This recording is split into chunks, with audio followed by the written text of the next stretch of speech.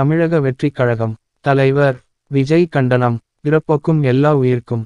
மக்கள் விரோத மறைமுக கூட்டு கணக்குகளுக்கும் மக்களால் நிராகரிக்கப்பட்ட நேரடி நிர்பந்த கூட்டு கணக்குகளுக்கும் தமிழக மக்கள் 2026 சட்டமன்ற தேர்தலில் தகுந்த பாடம் புகட்டி விரட்டியடித்து தூக்கி எறியப் போவது உறுதி.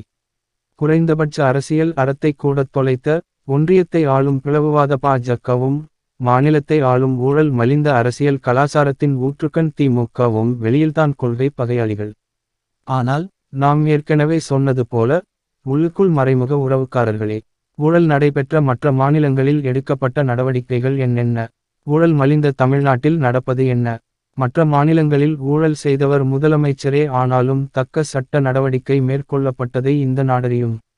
ஆனால் இங்கோ ஊழல் செய்தவர் மீது நடவடிக்கை பாயும் போது உடனடியாக அவர் டெல்லிக்கு பயணம் மேற்கொண்டால் அவர் மீதான நடவடிக்கையில் சுணக்கத்தை ஏற்படுத்தி நடவடிக்கைக்கு உட்படுத்தப்பட்டவர் எந்த ஊழலையும் செய்யாதவர் போன்று செயல்படுவதையும் இந்த நாடறியும்.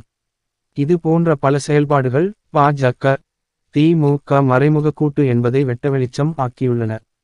திமுகவை மறைமுக கூட்டாளியாக ஏற்கனவே தயார் செய்துவிட்ட நிலையில் தன்னுடைய பழைய பங்காளியான அதிமுகவை பகிரங்க கூட்டாளியாக பாஜக மீண்டும் கைப்பிடித்துள்ளது ஒன்றும் ஆகப்பெரிய ஆச்சரியமில்லை.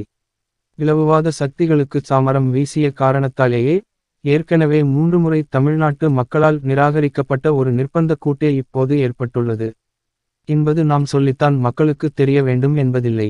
2026 சட்டமன்ற தேர்தல் களத்தில் நாங்கள்தான் திமுகவிற்கு எதிரான ஒரே அணி என்று பாஜக, தாங்கள்தான் பாஜகவிற்கு எதிரான அணி என்று திமுகவும் முழக்கமிட்டு ஒரு நாடகத்தை நடத்துவர்.